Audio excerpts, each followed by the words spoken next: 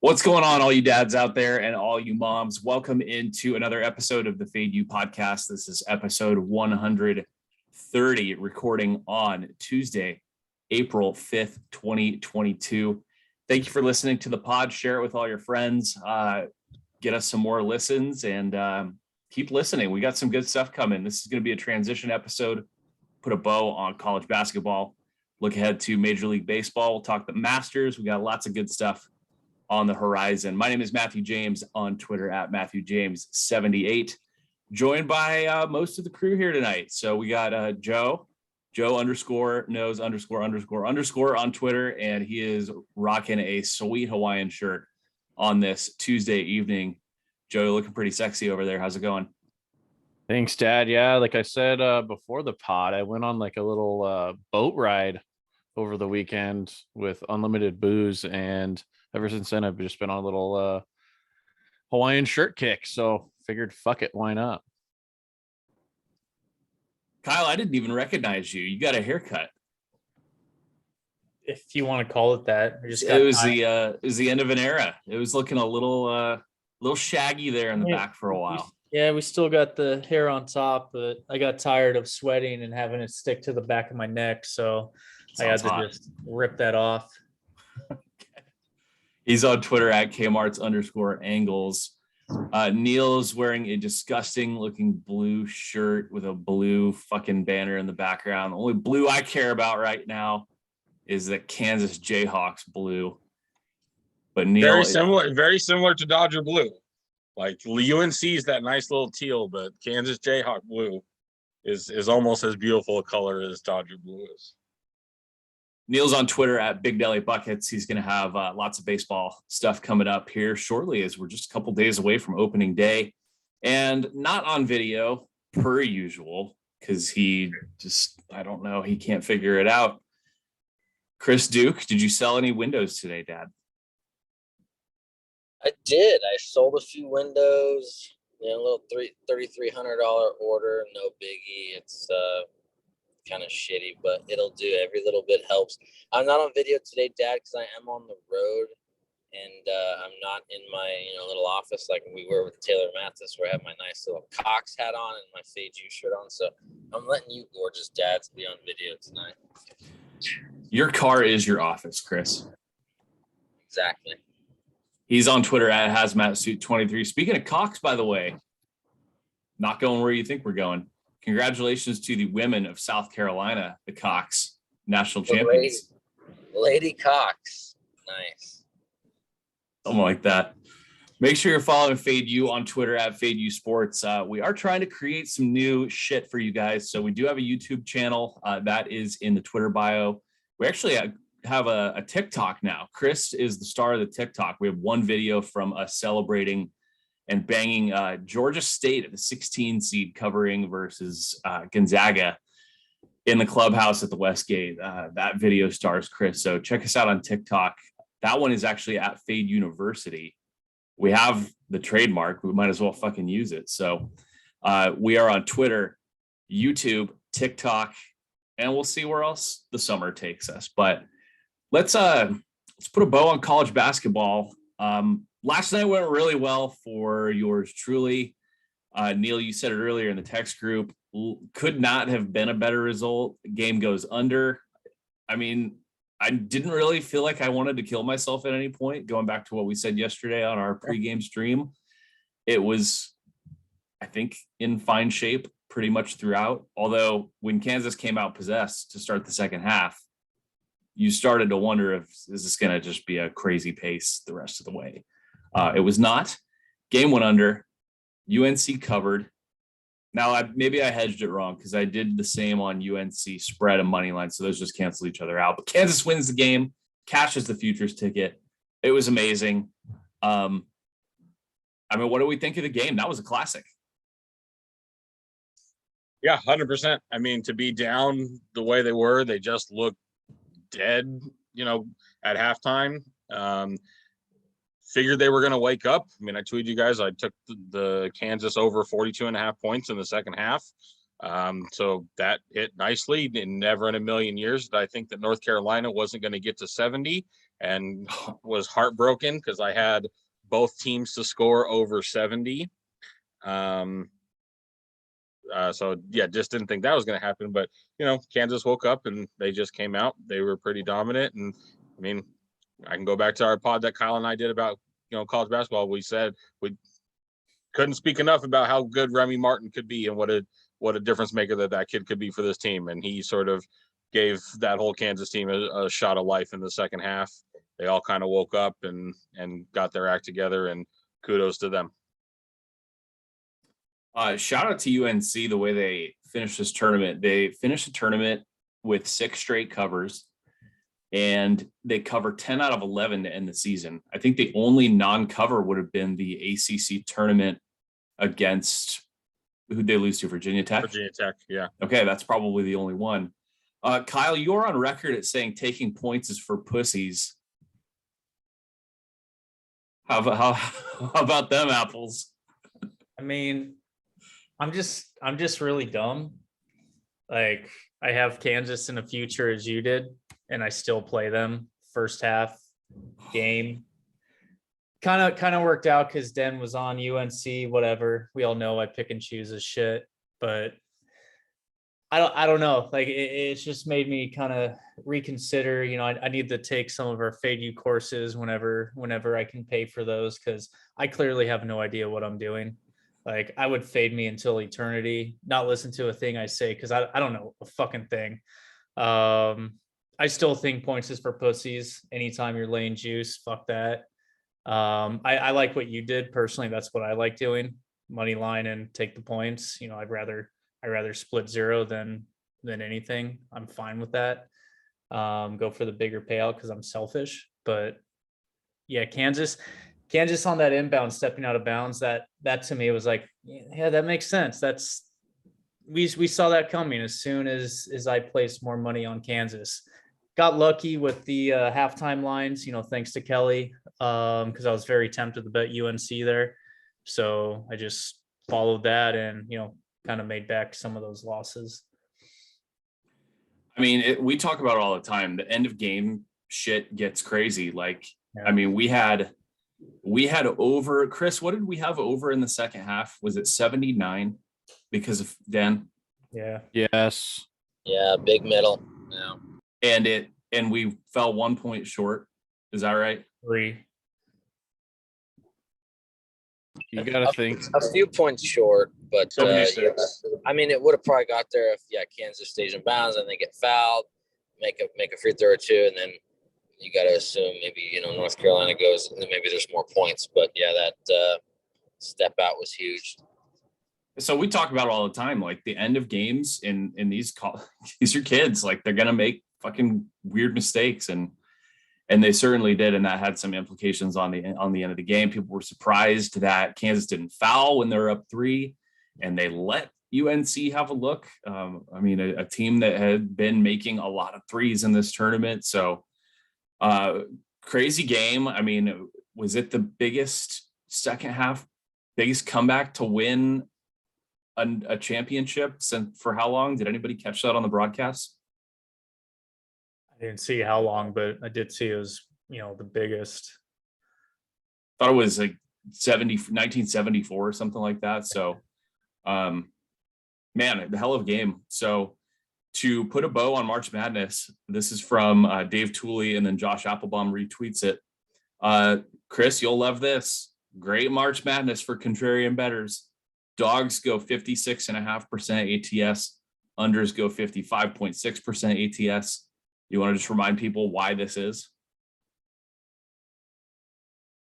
Yeah, man, dogs and unders, and we saw the Natty go under. I think a lot of people saw the Final Four games go over, and so they thought, these two teams both scored 81 in the Final Four. Why not again? And boom, it goes, healthily under the first half, and then it stays under full.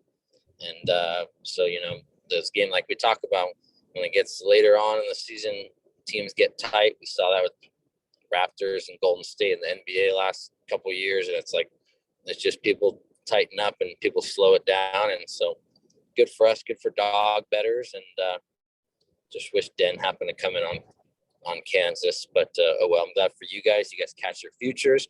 And Maddie, you got your you got the perfect. You got your Kansas future and the dog to cover. I mean, that's all you can ask for. Yeah, they found a way to cover one way or another. It definitely was looking like Kansas was going to cover that before that craziness at the end of the game.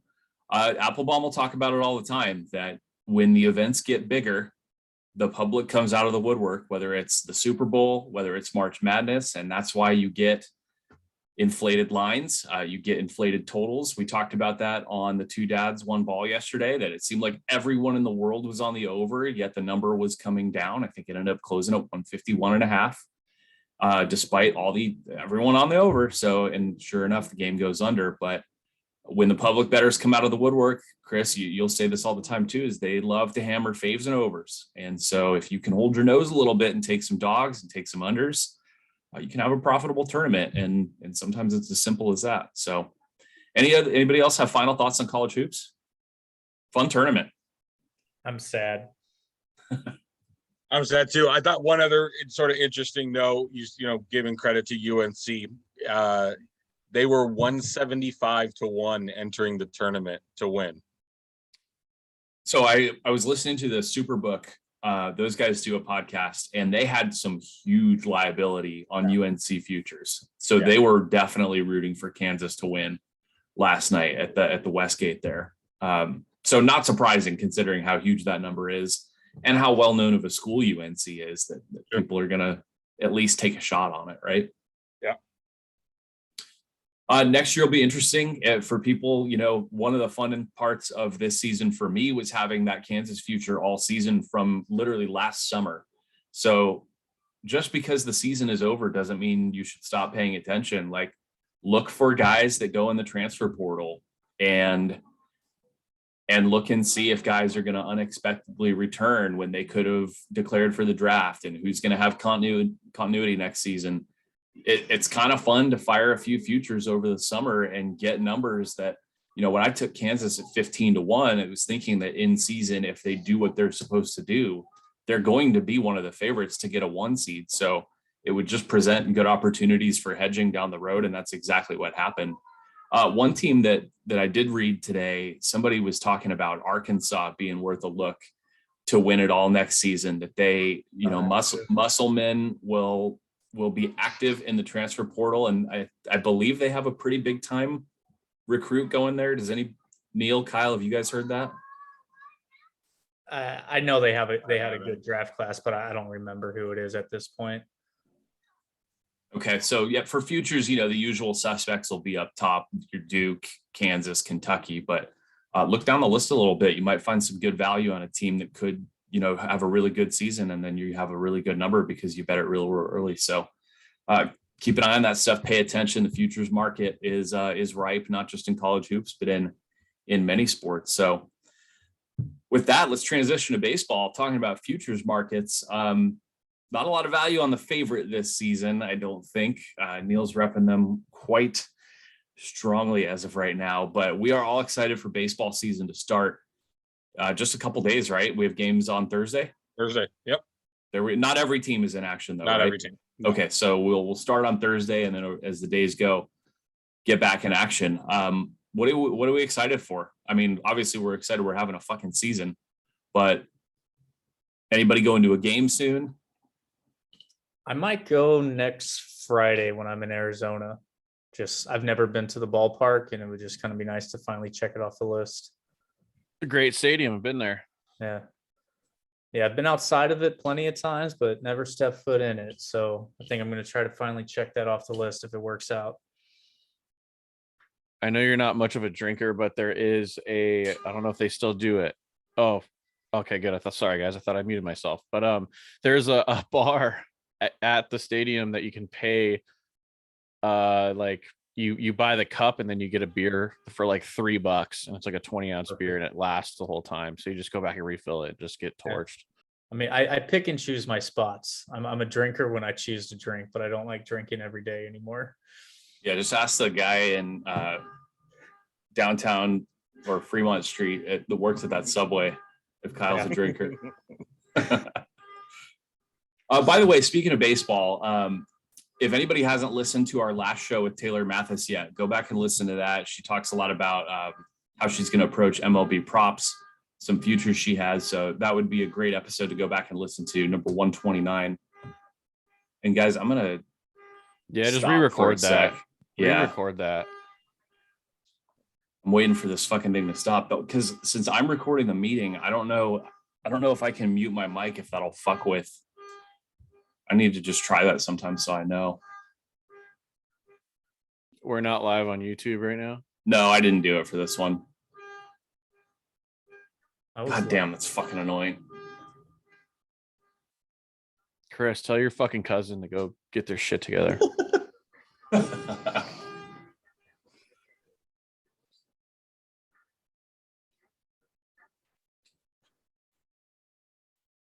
All right. Oh. Maybe. Okay.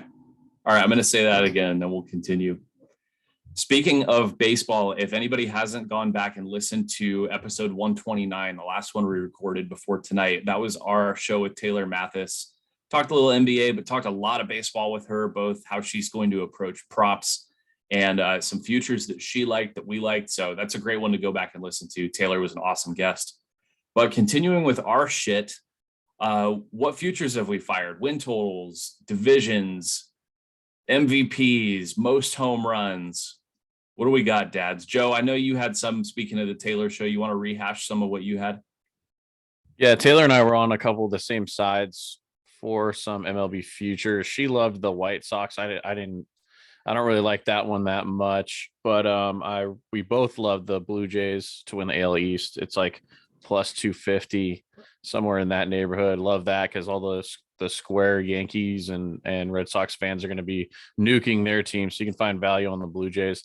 I like Blue Jays team total wins over 2. They won 91 last year or 92 last year, and it's 91 again, which is kind of fishy. And then everybody forgets that the Blue Jays literally didn't have a home stadium all season last year, and they still won 91, 92 games. So I'm pretty high on them, and they got a young core. I think they're going to be solid and compete in the AL East, even with the Blue Jays, or even with the Rays, Yankees, and Red Sox. So that'd be one for as far as the AL goes. What do we think of the AL East? I mean, it kind of feels like you just put those 4 teams in a hat and pick one. Yeah. I would agree with that. Lean Toronto, though, for me. They've just got all the names. They've retooled. They added pitching depth, which I think is probably the one thing that they lacked a little bit out of last year. I'd say the same thing. Tampa Bay just wants to, I don't understand Tampa Bay and how the Rays do what they do. So, they could be a sleeper, but I mean, Joe's right. You just have all this Homer Yankee money and Homer Red Sox money that'll come in, and Toronto's just sort of like almost an afterthought, but that team's going to be sick all season. Analytics, bro. That's how the Rays get it done every year. Yeah. That's too smart for me. So yeah, just to put a bow on it, Blue Jays plus 1,200 to win the World Series. That's my first World Series bet. One team that wasn't mentioned in the AL East, Chris, Duke, is the one that one might describe them as, I don't know, scum.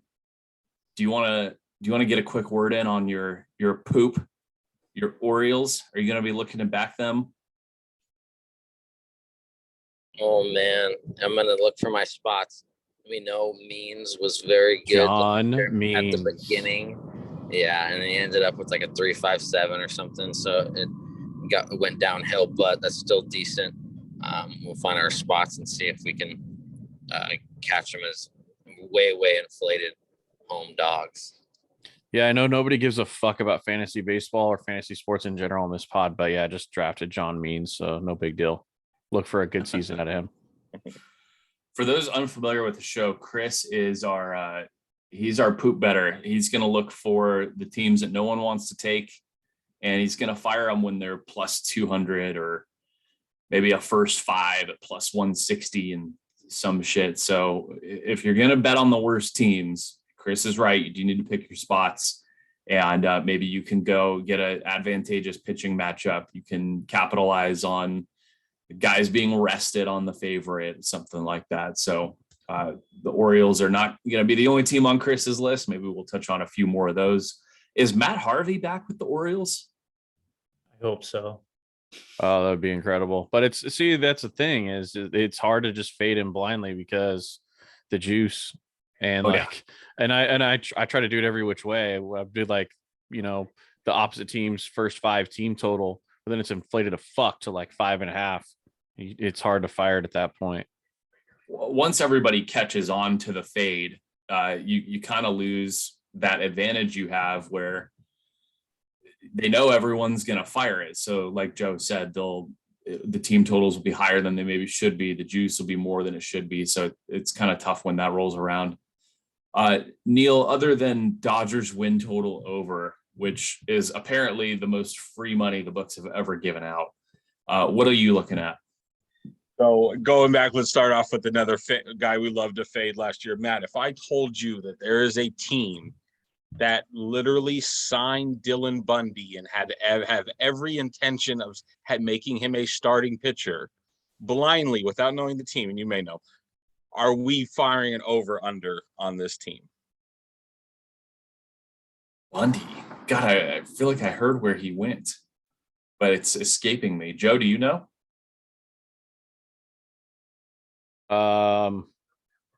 Twins. Oh no. Right. Well, fucking So A.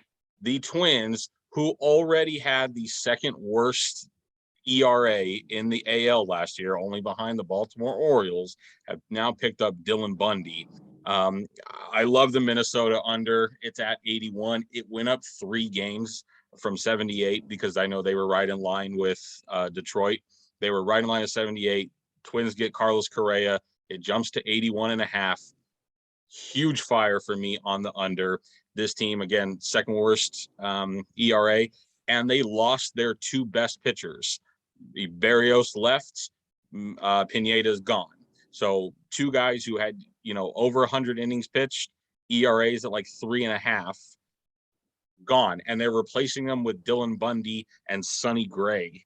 Like, and Chris Archer, right? Like, good luck. This is going to be an over. Like, this is going to be like a totals over almost every single night because they are going to be able to score some runs, but their pitching is going to be terrible. It's a 73 win team from last season.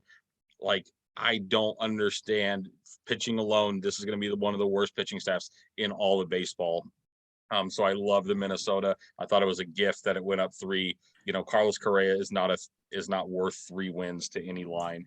So with Minnesota, wasn't the general consensus that they underachieved last year because their win total was like around 90 last year? Yeah, right? It was high. Yeah, it was high because 2 years ago, right? They had a very good season 2 years ago, so it was high again. And they were really bad. They were really, really bad. And a lot of it was because of pitching, like you pointed out, like for them to have the second worst ERA.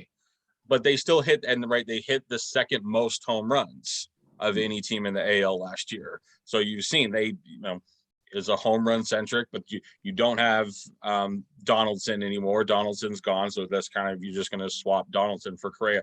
I just don't see offensively them being able to put up enough runs to combat just how bad this pitching staff's going to be.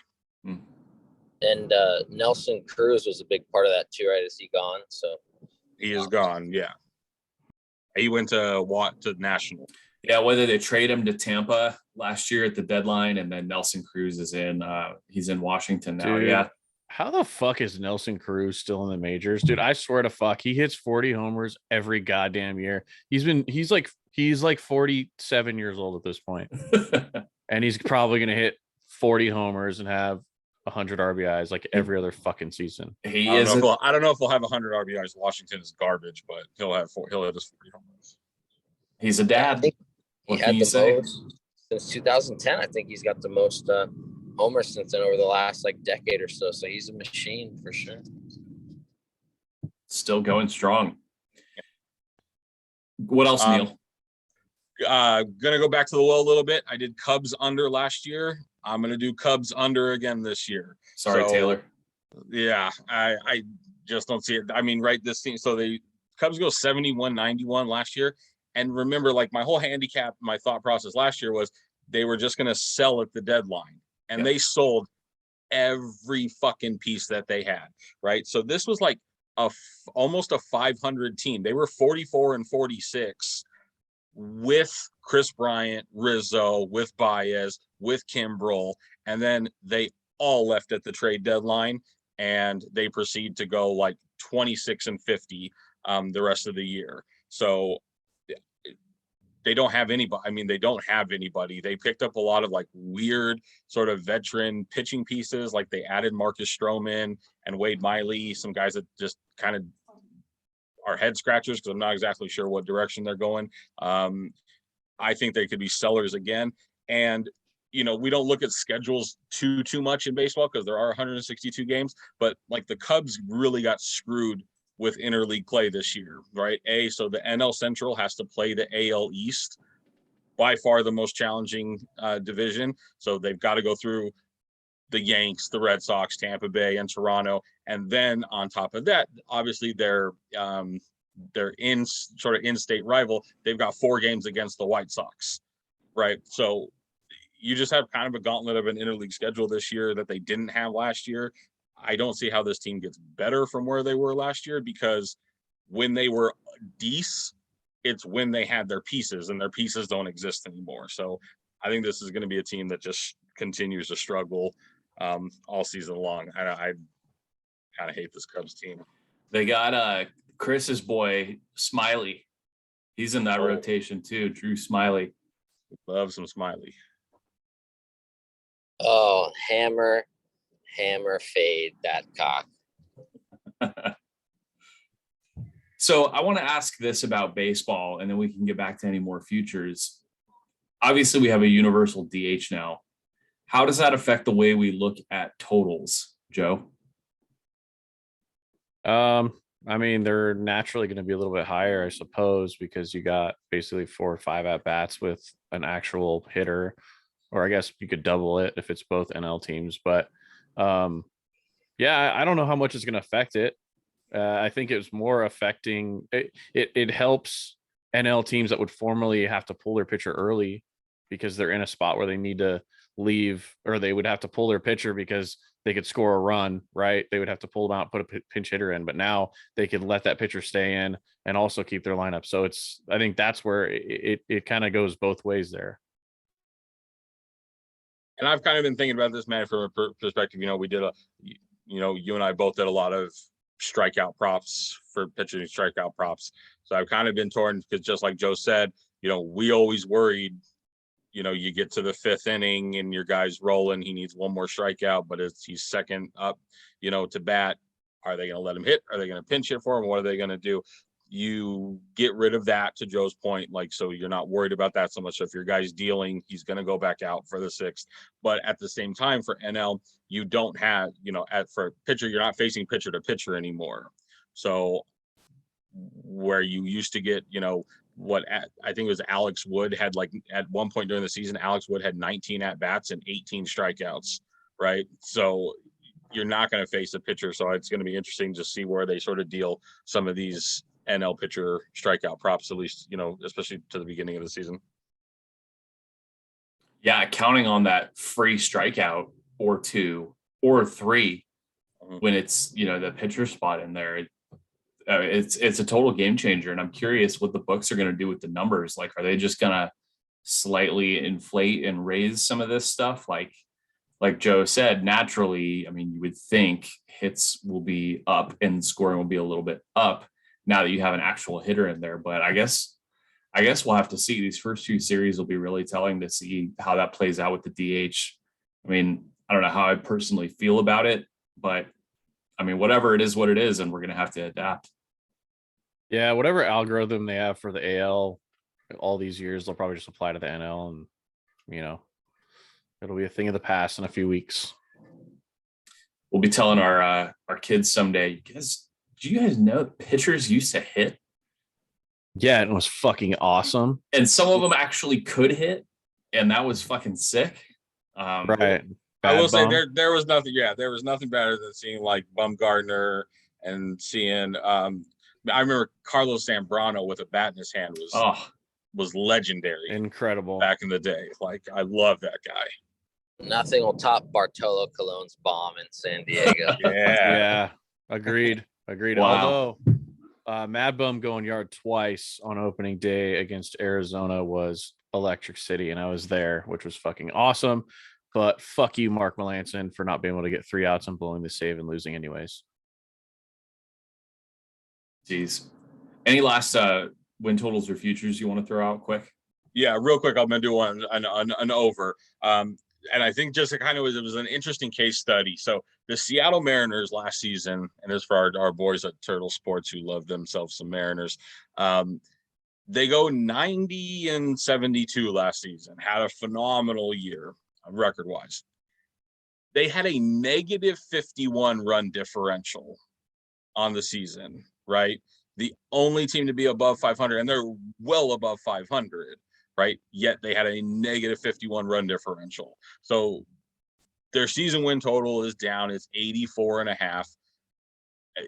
Normally I would look and say, okay, there's a clear regression given the run diff. I think they upgraded just enough though. Like, they had one of the worst batting averages in the league last year, and they get Adam Frazier, who's a 300 hitter. They pick up Eugenio Suarez and Winker, and then they have like the 2 really young kids who were like 23 and Kelnick, and I forget what the other kid's name, who like both hit a $180 and had like 300 at plus at bats. So and these were highly ranked like MLB prospects, right? So I think if they can come around, these offensive pieces that they have added from other teams that weren't there last year, they pick up Robbie Ray, Cy Young award winner, to go along with like Flexen, who was a home god at the end of last year, right? I mean, we backed him a number of times at the end of last year. And Gilbert, like, I think this is, and the AL West isn't great. The Houston should come back. Oakland's a dumpster fire. Texas is a couple years away. Like, I think at 84, I almost want to say that they dropped this number too low. I think Seattle's going to be a fairly decent team that challenge Houston. For the West, challenge for a wild card there at the end of the year. I like Seattle at over 84.5 wins. I would trust them more than I would trust the Angels at 84.5. I was going to say, I apparently just looking through Twitter and seeing people's futures they're firing. Apparently people are still betting Angels win total overs year after year after year. How many times do we have to see the Angels just stub their toe and find a way to underachieve? Talk about over gods was the Angels. Remember, Yeah. We were nuking the overs, team totals, all that shit. Dude, they're a fun team to bet on. It's just a real shame that Adam was so high on them for the entire season. We kept getting fucked. Yes, that is accurate. Seattle, is that the longest playoff drought in Major League Baseball?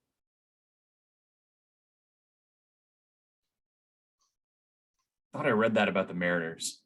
I don't know. Seems like it could be. No, I feel like I just had a trivia question, and it's recently, and it was actually the Phillies. No, it's the majors. Yeah. It is them. 20 seasons. 20 seasons, Mariners. Man, that's crazy. Postseason droughts, Seattle Mariners. Yeah, the 2001 ALCS. Ken Griffey Jr. Yeah, I was going to say, how many players can we name from Edgar Martinez? Martinez, that was probably a Randy Johnson year. And Bueller, who's the bald-headed dude? Jay Buhner? Buhner, yeah.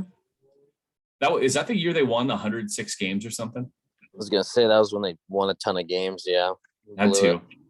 The Phillies are second. It's been 10 seasons since the Phillies have been in. Oh my God, the Angels are tied for the third. Wow, that's pretty funny. Pirates, 2015 NL wild card. I don't remember that at all, but classic. Okay. Nate Shearholt's cock. Wow. All right, so yeah, we're excited about baseball. We're gonna see what kind of content we can put together for April, first month of the season, and it's going to be a long ride, but hang in there with us. Follow Fade You Sports. Follow the guys. I know Joe will probably have a lot of baseball stuff. Joe, are you going to fire any Nerfies, Yerfies? Oh, shitload of them. A lot wait. of them. Yeah, you guys will. I'll post them to Twitter. You can follow or fade. It'll be a good time. There's nothing better than a Nerfie. It's my favorite bet in all sports. Chris, who are the other poop teams you're going to look for? We talked about the Orioles. Who else is on the scum list? I think like Joe and I talked about before the pod, probably look at the Diamondbacks a little bit just because they're in that, powerful division in a West, and you always get a little bit of value when the Dodgers come to town. Maybe if the Giants, based off their last season, are a little inflated, and Rockies, all that. So we'll see. We'll take a look at them. They always seem to play. We always laughed. We send each other those snake emojis when they'd be the best one. the best. Yeah. Plus 150 at home, but like you said, we might need to take a look at them first 5, just because if their bullpen's going to be dog shit again, you don't want to get fucked in the 8th and 9th inning. So maybe first 5 value. Yeah, the Rockies are going to be scum too, but there'll be spots where, at Coors Field when they score 27 runs, you'll be able to get a dog.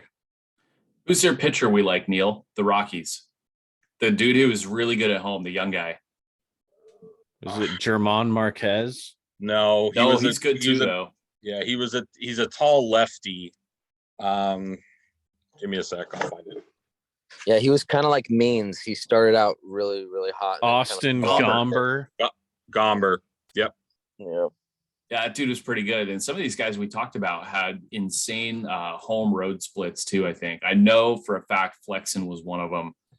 And Flexen was amazing. Yeah, especially he's shout out Chris Flexen too, because he's from my hometown.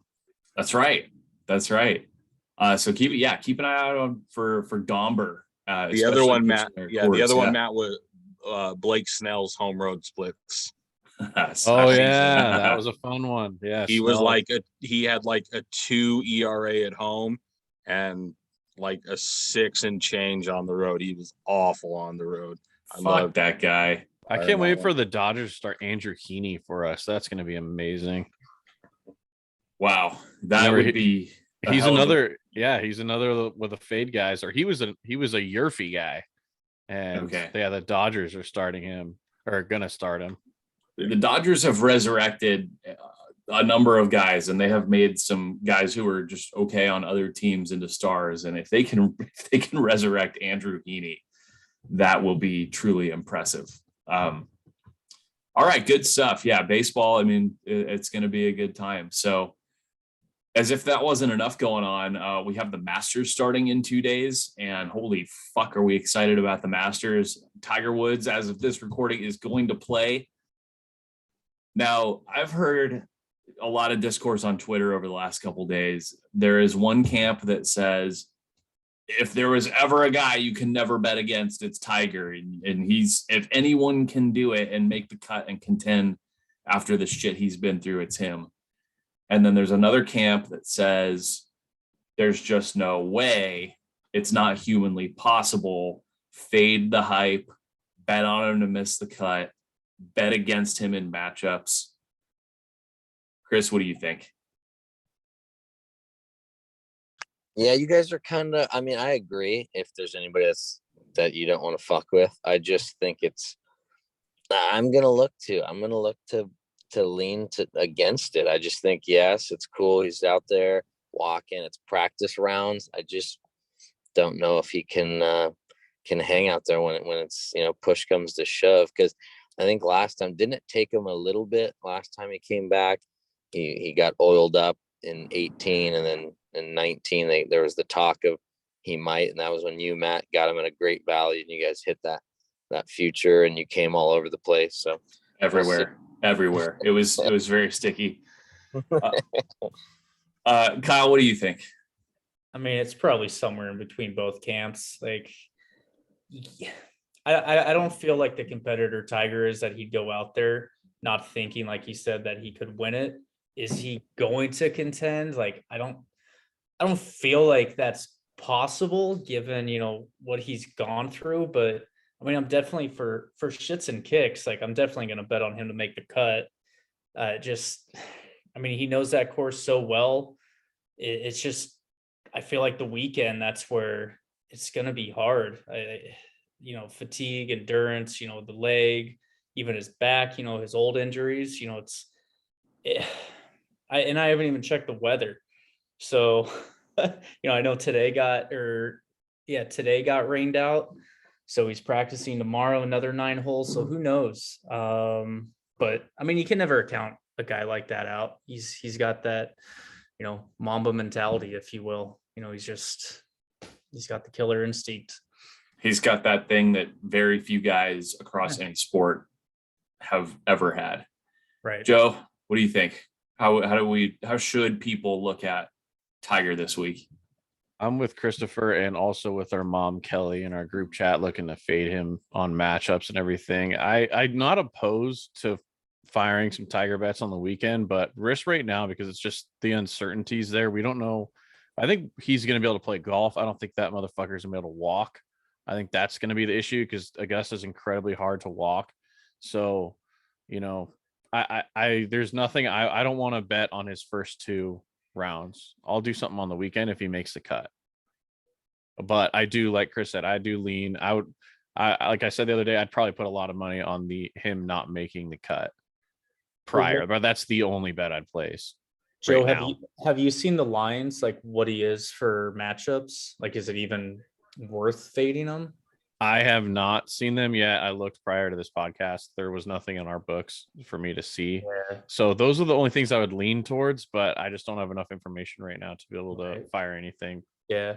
Yeah. Like, I mean, I could definitely follow you with fading him. I just, even given the odds I've already seen minus for him to win it feels like he'd still, I don't know. I feel like if I'm getting plus money on him to win a matchup, like I'd do it. Otherwise, of course, I'm going to fade it. It's just all on what the numbers say. Dude, it's all the uncertainty. We just don't know what the fuck he's gonna be able to do. What if he plays 9 holes and has to retire? Like that's that's what we fear. Yep. That would make me really sad. We are talking about the same guy that won the US Open on one leg. Yep. Yeah, when he didn't get in a car accident 400 days prior and fucking almost have his leg amputated. If anybody can do it, I'm not fading him. Fuck you guys. Yeah, I don't want to. I mean, he makes my wiener feel funny, so I don't want to fade him, but my brain takes over in this instance. There has been anybody here like ever seen Tiger Woods in person, like within 5 feet? Yes. Yes, at the non-open. Isn't he Riviera? Like, isn't his? I saw him in the 2008 Open, and his physique, like it was one of the most intimidating like people I've ever like stood next to. Just his demeanor, the confidence. It was quite beautiful, honestly. But it was like, wow, like that's Tiger Woods, and just posture, everything about the guy was truly breathtaking. I had the exact opposite experience. I've seen him at Riviera twice, and both times he missed the cut and played like absolute shit. So I've seen the exact opposite. But I mean, yeah, he's intimidating, but that doesn't mean shit when the motherfucker can't walk right now. He looked in his interview yesterday, he looked very big up top. And I think, Chris, you had said, well, yeah, what the fuck else are you going to do when you can't do anything with your legs? You're going to lift and you're going to get huge. Right. Yeah, like massive, strong. And I guess Freddie Couple says his driver's looking good, which makes sense. But obviously we know in these matches and these majors, it's fine if you can get off the tee. But what are you going to do once, you hit maybe an errant iron and now you got to get up and down and stuff is all that key, which is why it's it's people like younger guys might have a little advantage. Cam Smith taking time working on a short game since TPC, so guys getting really honed in on this course. Yeah, and I can just see him hitting out of the pine straw where you have no grip with your feet, and like one bad swing, he tweaks his knee or leg that's all fucked up and it's over. And that's what it's tough. It's tough. Our book does have one tournament matchup, and they have Tiger versus Fat Patrick Reed. And they got Reed at minus 190 over Tiger. Yeah, it makes sense. And that line, I think that line's perfect. If Reed makes the cut, I mean, that's where that factor is, dude. Reed's gonna be, if he makes the cut, he's gonna go to Sunday. Tiger can make the cut and retire on Saturday, you know. All right. Well, who are we betting, and what are we looking at to bet here at Augusta? Now, Kyle, you mentioned the weather, so they're going to get more rain tomorrow. That course is going to be soft on Thursday. These guys are going to be firing. I almost want to look for a winning score under number if it's going to be soft on Thursday, and then I think it's not going to be cold, but it's going to be a cooler weekend, it looks like. But the rain is a little bit today, and then tomorrow, Wednesday, for Wednesday practice rounds too. So the course will be nice and soft on Thursday. We might have some guys go low, but who are we looking at, Joe? I placed 2 winners of the tournament. Brooks Koepka, just because that's my homer bet. I love him. And he's just unbelievable in the majors. And then the other one is my dad that Chris doesn't like, but I love him, who's one of the hottest golfers on the planet, and that's Victor Hovland. I think that dude's irons are dialed right now, and on greens that are softer like this, he is going to be a force to be reckoned with. And let's not forget, when Tiger did win the Masters, guess who was low amateur or amateur, however they fucking say it? It was Victor Hovland.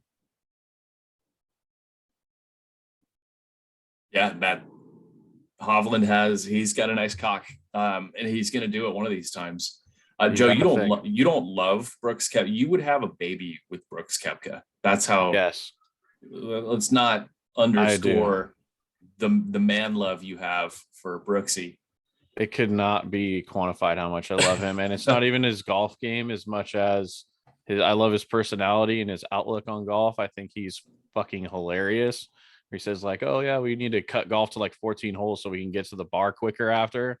And then when he did the ESPN body issue, he said he actually lost weight and lost like 20 yards on his driver because he wanted to have a 6-pack for the fucking body issue. I'm like, dude, that's just amazing. It's like, it's good to see. He's like a big fuck you to every other old golf fan that's like, so, put together. Brooks is going to put a fat dip in and walk around and spit that motherfucker all over Augusta, Georgia. And that is hot. Kmart, who you got? Yeah, so I got 3 to win, as well as finish in the top 10 to hopefully make the money back on some of them. But I got Patrick Reed, Zach Johnson, and Matthew Wolf. Definitely Thursday with the weather. I'm kind of liking Matt Wolf a little bit. I might throw a couple more shekels on him to be first round leader. He's got a little longer. All these players, I was kind of going through the list with Lance, my father-in-law, last night. So, those are kind of the 3 that we picked. He watches a lot more golf than I am. So, Zach Johnson is definitely the dark horse, but, we feel with how all 3 have been playing lately, and the way the course is set up for how they shape shots, those are 3, fairly good picks to win it. And, in case, they're not quite there, finish in the top 10. I fucking hate Patrick Reed. Yeah, I'm not a big fan of him either, but he could still do well this weekend. Well, yeah, he's won it. So unfortunately, that fat piece of shit. What's his deal? Has he had injuries lately? He switched irons and he can't hit those motherfuckers. He went from TaylorMade to PXG, and he can't hit them. And he lost his Nike sponsorship and all this other bullshit because he's such a scumbag. So I have a future from February. I have to shout out to my actual biological dad. He wanted Zalatoris back in February, and he said he's heard that Zalatoris has added a little bit of length, that he's talking about really just trying to put it together in the majors. He finished second at Augusta last year. So we took Zalatoris in February at 40-1. I think our book has him 30 now, and other books have him 25. He is first in strokes gained tee to green, second in strokes gained approaching the green, and 9th in greens and regulation. So he finished second last year. I have him to win. And looking forward to hopefully watching that skinny fuck get to the back nine on Sunday in contention. Yeah, Maddie. I conversely fade you sports. I actually took Zalatoris to miss the cut 3-1. Well, fuck you. I'm just fading the narrative because watching him play last year was unbelievable. The dude's sick, so everybody's gonna want to be really high on him. I'll just be that one guy that wants him to fucking miss the cut, and that's me. 3-1. I mean, miss the cut props. You can get nice plus money. I remember, I think the one I wanted to do last year was Rory, and I don't remember betting it. But did Rory miss the cut last year? Maybe I'm thinking of somebody else. He was either last year or the year before. Rory just fucking was horrible. Like, Whenever it was 10 over. his swing was all fucked, and he was playing horrible, and you get him a good plus money to miss the cut. The one guy I'm going to look for, our book doesn't have it yet. I'm definitely going to go Bryson to miss the cut. All the shit he did to his body, he's finally paying for it in the form of injuries, and that guy, I just, when your game is not right, this is not the place you want to be trying to find it. Right, and to piggyback off that, if you're going to fire him to miss the cut, there's a 3-ball bet first round with Cam Smith, Bryce DeChambeau, Paul Casey. I'm going to fire Cam Smith minus 110 to win the 3-ball there. So if you think DeChambeau's going to miss the cut, that's a good bet to start it with. Not bad at all. Any last things anybody has? Nada. Xander top 20 minus 120. He's finished in the top 10 3 times at the Masters. Hovland top 20 is minus 130. Max Homa 3-ball against Lowry and Na. You got to think he's probably the best player in that group, plus 160 for the first round. Decent. And then just a straight up matchup: Cam Smith versus Scotty Scheffler. Fading the world number 1. Going to take Cam Smith plus 105. Yeah, a lot of love for Scheffler this week. World number 1. Dude's been playing out of his mind, so maybe this is the right spot. What's his best Masters finish? Do we know? Scotty? He's only probably played in He's one, probably right? played in one, right? I don't know. Yeah. I don't know what it is, but just fade the world number 1. That's the whole narrative there. Yeah. All right, guys, good shit. I don't know where Chris went. Maybe he Got disconnected because he's always driving. Maybe he died. We have had car accidents live on pod before, so let's Yeah. He sent us a text. I think he's okay. hope that didn't happen. Got disconnected. All right. Well, that's a loaded show. Going to miss college basketball over the next few months, but we have a lot to look forward to with Major League Baseball and, of course, the Masters this weekend. So stay tuned. We'll be back. We do have a couple more guests planned over the next couple of weeks. We're going to try to get Ariel Epstein on. She's very busy, but she's excited baseball starting. We're going to try to get her. I got a hockey guy I'm going to get in touch with before the NHL playoffs. And Not a mush. Not a mush. Going to get see not a if we can get him mush. on. So we got a lot of good stuff coming up. Stick with us. Make sure you're following us at Fade You Sports. Find the YouTube, find the TikTok, and we'll keep stuff coming. So for Joe, for Neil, for Kyle, for Chris, somebody tell us what happens when you bet on poop. Take it, Joe. Sometimes Tiger Woods misses the cut. Oh, man.